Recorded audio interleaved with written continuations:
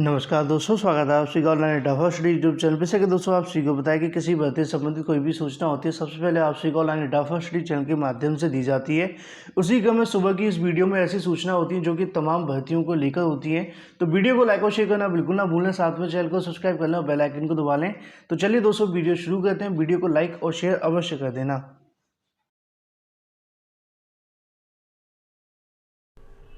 Video शुरू करने से पहले अगर आप जूनियर शिक्षक भर्ती की प्रिपरेशन करें तो अग्रवाल एग्जाम कार्ड आपके लिए लेकर आए हैं बेस्ट बुक आपके एग्जाम के लिए, जिसको तैयार किया गया है एक्सपर्ट के द्वारा, जिसे मैंने भी खुद रिव्यू किया है आपके सिलेबस और पैटर्न के अकॉर्डिंग आपके एग्जाम के लिए, क्योंकि यही सही मौका है अपनी तैयारी को पक्का करने का।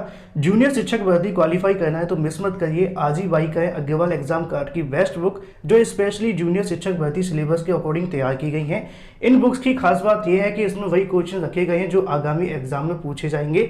सिलेक्शन चाहिए तो आज ही बाई करें अग्रवाल एग्जाम कार्ड जूनियर शिक्षक भर्ती के लिए, जो कि तैयार की गई है आपके पैटर्न के अकॉर्डिंग। आज ही बाई करें, लिंक वीडियो की डिस्क्रिप्शन में है। यहाँ पर आप इन बेस्ट बुक के सैंपल देख सकते हैं जो कि सभी सब्जेक्ट में अवेलेबल है। जिस भी सब्जेक्ट से आप लेना चाहते हैं लिंक पर क्लिक करें, अपने सब्जेक्ट के अकॉर्डिंग आप बाई कर सकते हैं ऑनलाइन, जैसे कि अमेजॉन। लिंक वीडियो की डिस्क्रिप्शन में है। ज़्यादा जानकारी के लिंक पर क्लिक करें और बाई करें अपने बेस्ट सब्जेक्ट के लिए, जूनियर शिक्षक भर्ती में एक सीट पक्की करने के लिए।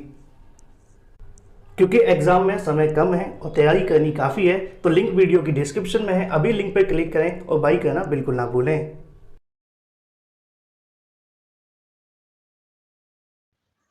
तो सबसे पहले हम शुरुआत करते हैं शिक्षक भर्ती को लेकर। शिक्षक भर्ती के क्रम में आप सभी को पता है कि टीजीटी पीजीटी 2021 के बारे में सरकार के माध्यम से यहाँ पे विज्ञापन जारी कर दिया गया। पिछले 4 महीने से लगातार छात्र इंतजार कर रहे थे और विज्ञापन आने के बाद से 310 पदों का जो बड़ा नुकसान है वो भी छात्रों को देखने के लिए मिला है। हालांकि इसको लेकर बड़े सवाल जवाब देखने के लिए मिल रहे हैं कि आखिर किस प्रकार यहाँ पे इतने पदों को कम कर दिया गया है।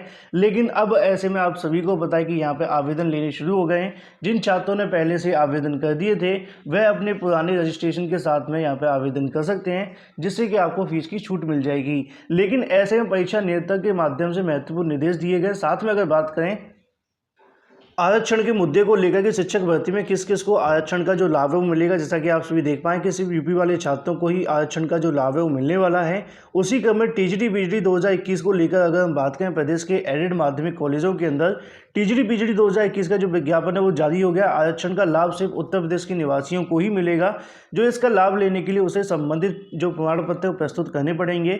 प्रदेश के बाहर के अभ्यर्थी को सामान्य वर्ग का माना जाएगा। ज़्यादातर परीक्षाओं के अंदर यही देखने के लिए मिलता है, जो भी बाहर से अभ्यर्थी आते हैं उनको एज ए जनरल ही ट्रीट किया जाता है। तो ऐसे में आगामी समय के अंदर जो भी छात्र बाहर से हैं वो यहाँ पे किसी प्रकार के आरक्षण की लाभ की उम्मीद बिल्कुल भी ना करें।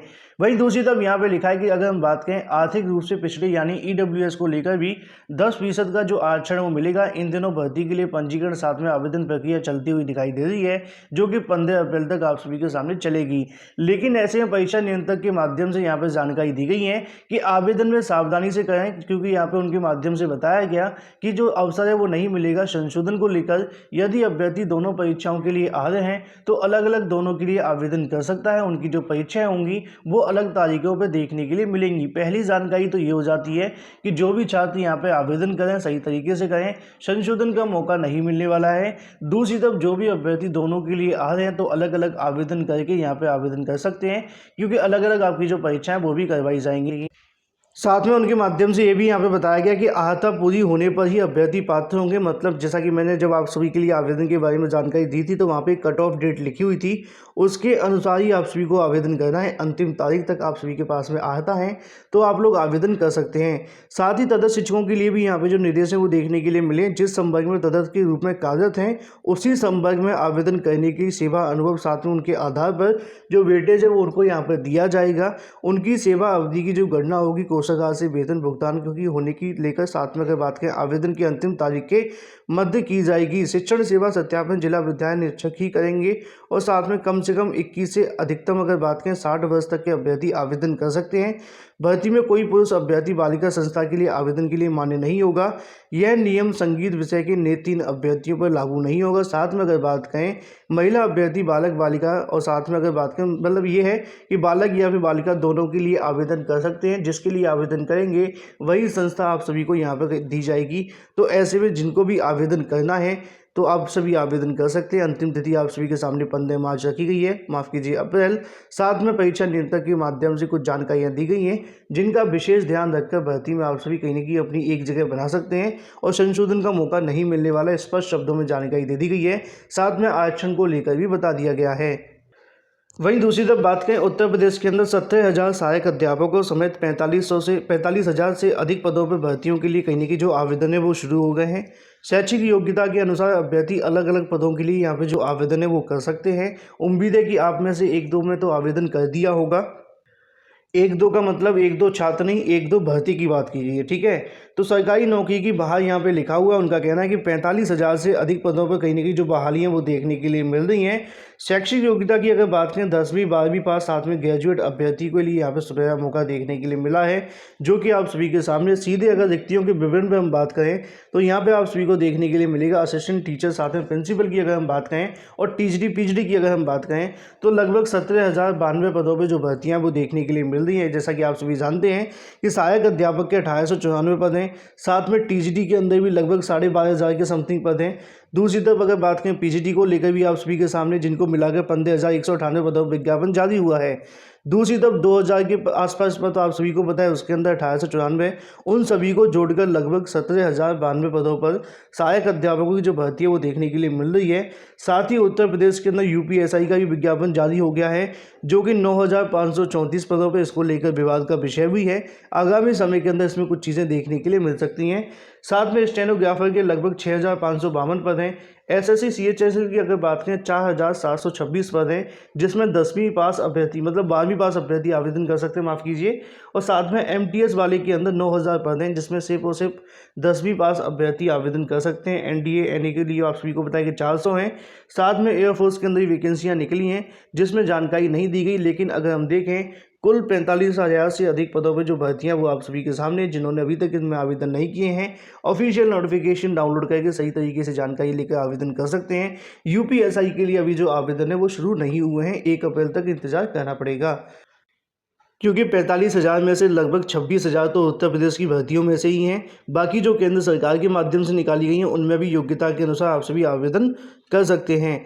वहीं दूसरी तरफ बात करें यूपी के 1894 पदों पर शिक्षक भर्ती के बारे में, लाखों की संख्या में जो आवेदन है वो हो चुके हैं। कुछ विवाद भी इसके अंदर लगे हुए हैं, जिनको लेकर मामला हाई कोर्ट के अंदर भी जा चुका है। जैसा कि दोस्तों आप सभी को बताया कि कल देर रात को आकर मैंने आप सभी को जानकारी दी थी कि 50% वाले छात्रों के बारे में हाई कोर्ट के माध्यम से सरकार को यहाँ पे जो आदेश है वो दिया गया है कि आगामी समय के अंदर काउंटर दिया जाए, जिसके बारे में 3 हफ्ते की जानकारी देखने के लिए मिली है। एक और संबंधित याचिका आज की तारीख में लगी हुई है, अगर सुनवाई होती है तो देर शाम तक आप सभी को जानकारी दे दी जाएगी। अब ऐसे में एडेड जूनियर शिक्षक भर्ती के अंदर 50% से कम वाले छात्रों की मतलब जो वकीलों के माध्यम से मांग की गई है कि इनको शामिल किया जाए। जज साहब के माध्यम से कहा गया कि सरकार का काउंटर आने के बाद में इस पर जो फैसला है वो देखने के लिए मिलेगा। लेकिन ऐसे में कहीं ना कहीं वकीलों के माध्यम से बताया गया कि आवेदन की जो अंतिम तिथि है वो समाप्त हो चुकी है। तो उनके माध्यम से जानकारी मिली कि अभ्यर्थी अगर आहत पाए जाते हैं, अगर यहाँ से छात्रों को कहीं ना कहीं जीत मिलती है तो आगामी समय के अंदर उनको भी आवेदन का मौका मिलेगा। तो ऐसे में कहीं ना कहीं अभी जूनियर शिक्षक भर्ती को लेकर सरकार के माध्यम से तो प्रक्रिया आगे बढ़ाई जा रही है। जैसा कि आपको पता है कि एनआईओएस से डीलेट करने वाले छात्रों के लिए भी जो आदेश है वो जारी हुआ था, लेकिन सरकार ने अभी तक किसी प्रकार का उसको लेकर जो इनपुट है वो देखने के लिए नहीं मिला है। इससे स्पष्ट होता है कि सरकार कहीं नहीं कि उनको भी आवेदन का मौका देना चाहती है कि नहीं, इसके बारे में कोई जानकारी देखने के लिए नहीं मिली है। तो एडेड जूनियर शिक्षक भर्ती के अंदर 50% के मामले को लेकर अगली जो सुनवाई वो काउंटर के बाद होगी, जो कि संभवतः 3 हफ्ते बाद देखने के लिए मिलेगी। साथ में एक याचिका पर आज भी सुनवाई होने वाली है, जो भी जानकारी होगी देर शाम तक दे दी जाएगी। लेकिन दूसरी तरफ बात करें एडेड जूनियर हाई स्कूल शिक्षक भर्ती को लेकर 3.62 लाख के आसपास जो आवेदन है वो देखने के लिए मिले। बड़ी संख्या में छात्रों ने आवेदन किए हैं। प्रदेश के 3,049 शासकीय सहायता प्राप्त जूनियर हाई स्कूल शिक्षक भर्ती के लिए 3.62 लाख ऑनलाइन आवेदन हुए हैं। बुधवार को मध्य रात्रि अगर बात करें यह प्रक्रिया पूरी हो चुकी है। गुरुवार शाम तक मतलब कि आज जो भी अभ्यर्थी लगभग 3.38 लाख ने शुल्क जमा किया है, जबकि 3.24 लाख के समथिंग अगर बात करें अभ्यर्थियों ने अपना जो प्रिंट आउट है वो भी निकाल लिया है। शेष शुक्रवार को अपना जो प्रिंट आउट निकलवा कर रखवा सकते हैं। साथ में प्रधान अध्यापक, सहायक अध्यापक के लिए जैसा कि आप सभी को पता है लगभग 1894 पदों के लिए लिखित परीक्षा 18 अप्रैल को करवाई जाएगी। दोनों परीक्षाओं का पहला जो पेपर होगा वो अनिवार्य है, जिसके लिए आप सभी को पता है जीएस का जो पोर्शन है वो हमारे माध्यम से दिया जाए। जिन्होंने नहीं देखा है वो प्ले लिस्ट के अंदर जाकर देख भी सकते हैं। परीक्षा संस्था के मुताबिक अगर हम बात करें, कई अभ्यर्थियों ने दोनों पदों के लिए पंजीकरण करवाया। साथ में अनिल भूषण चतुर्वेदी का कहना है कि ओएमआर के ऊपर आप सभी को विकल्प देखने के लिए मिलेगा। साथ में उसी के आधार पर आपका जो परिणाम है वो जारी होगा। सिर्फ वही अभ्यर्थी आवेदन कर सकते हैं, ऐसा लिखा है, लेकिन आवेदन करने की जो तारीख है वो भी समाप्त हो गई है।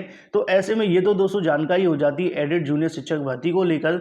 बाकी जो मामले कोर्ट के अंदर लगे हुए हैं उनमें अगर कोई बदलाव होगा तो भर्ती में आपको बदलाव देखने के लिए मिल सकता है, क्योंकि 50% को लेकर सरकार के काउंटर का इंतजार किया जा रहा है। बाकी आज एक सुनवाई उस पर क्या होगा वो भी आपको बताया जाएगा। इसके अलावा NIOS DLED को लेकर अभी कोई फैसला नहीं हुआ है। वहीं दूसरी तरफ बात करें LT को लेकर, जैसा कि दोस्तों आप सभी को बताएं LT ग्रेड शिक्षक भर्ती के अंदर वेटिंग लिस्ट का मामला आप सभी को देखने के लिए मिल रहा है। पिछले अगर बात करें कुछ दिनों से आयोग के माध्यम से 2 यहाँ पे विषयों की जो वेटिंग लिस्ट है वो जारी की गई है, लेकिन ऐसे में कई विषयों का जो इंतजार है वो जारी है। लेकिन लोक सेवा आयोग के माध्यम से एक क्लिक के इंतजार में अटकी हुई हैं 2500 से ज़्यादा की नियुक्तियाँ, और जितना ज़्यादा इन नियुक्तियों में समय लगेगा उतना ही ज़्यादा समय आप सभी को पता है इंतजार करना पड़ेगा वेटिंग वालों को। और वेटिंग के बाद दूसरे छात्र जो कहीं ना कहीं इंतजार कर रहे हैं उनके लिए भी यहाँ पर समस्याएँ देखने के लिए मिलेंगी, क्योंकि नई शिक्षक भर्ती भी आगामी समय के अंदर आनी चाहिए। लेकिन सरकार की कहीं ना कहीं या फिर लोक सेवा आयोग की हम गलती कह सकते हैं, सब सरकार का कोई हाथ नहीं है। लेकिन जैसा कि आप जानते हैं कि सरकार को कहीं ना कहीं इन मुद्दों को ध्यान में रखना चाहिए। 2-2, 3-3 साल तक भर्तियां निकाली जाती हैं, फिर उसके बाद में लटकी रहती हैं। ऐसा ही कुछ देखने के लिए मिलता है LT ग्रेड को लेकर। अभी तक यहाँ पे अगर हम बात करें, आयोग के लगातार चक्कर लगाते हुए दिखाई दे रहे हैं अभ्यर्थी, लेकिन कहीं ना कहीं निदेशालय को नहीं भेजी गई है सॉफ्ट कॉपी, जैसा कि आप सभी के सामने है। हम बात करें हिंदी सामाजिक विज्ञान के तकरीबन 2500 से चयनित अभ्यर्थियों की नियुक्तियां अभी भी लटकी हुई हैं लोक सेवा आयोग के माध्यम से। चयनित अभ्यर्थियों की संबंधित जो सूचना है वो हार्ड कॉपी के माध्यम से माध्यमिक शिक्षा निदेशालय को भेजनी है, लेकिन अभी तक नहीं भेजी गई। उसी को लेकर यहाँ पे जो इंतजार है वो किया जा रहा है। तो ऐसे में अगर बात करें, विकी खान आदि ने कहा है कि आयोग पर धरना देने की अनुमति मांगी गई है। अगर अनुमति मिलती है तो एक बार फिर से जो बड़ा धरना प्रदर्शन है वो देखने के लिए मिल सकता है। वहीं दूसरी तरफ बात करें 69,000 शिक्षक भर्ती के बारे में, जैसा कि दोस्तों आप सभी को पता है कि पिछले कई दिनों से लगातार एक मामला देखने के लिए मिल रहा है जो कि नियुक्तियों से संबंधित है, जिसमें सरकार के माध्यम से शासन आदेश जारी किया गया था कि आवेदन में अगर कम अंक भरे थे, मतलब ज़्यादा भरे थे और असल में आपके पास कम है, और ऐसे में आपके पास सही अंक का कोई आंकड़ा नहीं है, अगर आप नहीं दे पाते कि आपने क्यों ज़्यादा भरे थे, तो वो पूरे तरीके से फर्जी माना जाएगा। अब ऐसा ही कुछ यहाँ पे देखने के लिए मिल रहा है। शासन प्रशासन के माध्यम से जो आगे की कार्रवाई है वो शुरू कर दी गई। यहाँ पे 2 शासन आदेश जारी किए गए हैं, क्योंकि यहाँ पे एक तरफ तो इंतजार किया जा रहा है थर्ड काउंसलिंग वाले छात्रों के माध्यम से कि सभी मुद्दे समाप्त हों तो उनको भी यहाँ पे एक सीट पे मौका मिले, लेकिन कहीं ना कहीं छोटी छोटी गलतियों की वजह से ये जो मामले लटके हुए हैं इनसे भी कहीं ना कहीं उनका जो इंतजार है बढ़ता हुआ जा रहा है। क्योंकि जब तक ये मामले लटके रहेंगे तब तक सीटों की संख्या आने में इंतजार करना पड़ेगा। सरकार के माध्यम से कहा जाता है कि सीटों की संख्या आएगी तो उसके बाद चीज़ें देखने के लिए मिलेंगी। उसी क्रम में 28/3/2021 का नोटिफिकेशन है सुल्तानपुर का, जहां पर 4 छात्रों को नोटिस भेजा गया है, जिसके क्रम में जानकारी दी गई है कि भैया आप सभी की यहाँ पे जो काउंसलिंग है वो करवाई गई थी और काउंसलिंग के आधार पर नियुक्ति पत्र निर्गत कर दिए गए थे, लेकिन उस समय चयन समिति के माध्यम से सही तरीके से जो जांच है वो देखने के लिए नहीं मिली। उसी के आधार पर कईयों के अंदर जो अंक का मामला देखने के लिए मिल रहा है, तो कईयों के अंदर ये भी देखने के लिए मिल रहा है कि 28/5/2020 के बाद के जो जाति और निवास हैं वो देखने के लिए मिले हैं। अब ऐसे में इनको यहाँ पर बुलाया गया है। कहीं ना कहीं यहाँ पर शासन के माध्यम से कहना है कि महिला अभ्यर्थियों के माध्यम से जो पिता के नाम का कहीं ना कहीं निर्गत करना था जाति, लेकिन ऐसे में पति का लगा दिया है। खासतौर पर पिता के नाम का ही मान्य होता है, मैंने कई बार बताया भी था। ऐसा ही कुछ आप सभी को यहाँ पे भी देखने के लिए मिलेगा। 2 और अभ्यर्थी, मतलब अगर बात करें यहाँ पे 6 से 7 ऐसे अभ्यर्थियों को बुलाया गया है जिनके बारे में जानकारी मांगी गई है। अब ऐसे में यहाँ पे जानकारी में देखने के लिए मिल रहा है कि जाति और निवास और भी तमाम जानकारियाँ हैं जो कि सुल्तानपुर से संबंधित है। जो भी अभ्यर्थी जाकर अपना पक्ष रखें, और अगर उनके माध्यम से अपना पक्ष नहीं रखा जाता है तो ऐसे में बिना सुनवाई किए उन सभी छात्रों को कहीं ना कहीं मान लिया जाएगा कि वो अपने प्रकरण को लेकर कुछ नहीं कहना चाहते हैं, और शासन आदेश यहाँ पे विभागीय निर्देशों पे कम जो कार्रवाई वो संपादित कर दी जाएगी। तो ऐसे में कहीं ना कहीं जो छात्र वो यहाँ पर जाएंगे, लेकिन कहीं ना कहीं इन तमाम मुद्दों की वजह से जो मामले हैं वो लटके हुए हैं। हमने पिछले 2 दिन पहले आपको जानकारी दी थी कि 22 ऐसे अभ्यर्थी पाए गए हैं जिनके अंकों के अंदर बदलाव देखने के लिए मिल रहे हैं। तो कहीं ना कहीं सरकार के माध्यम से, शासन के माध्यम से अब इनको लेकर जो जो तमाम चीज़ें वो देखने के लिए मिल रही हैं। बाकी जाति निवास का जो मामला है, सरकार ने कहीं ना कहीं पहले 22/12/2018 का मांगा था, बाद में इसको बदल कर आप सभी को पता है जिसमें 28/5/2020 किया गया। उसके बाद को लेकर अगर आपके पास पुराना होगा तब भी कहीं ना कहीं बचाव देखने के लिए मिल सकता है। बाकी जो भी होगा आप सभी को मिलता रहेगा। वीडियो को लाइक और शेयर करना बिल्कुल ना भूलें। फ्लैश वीडियो के माध्यम से इतना ही। Thank you for watching this video.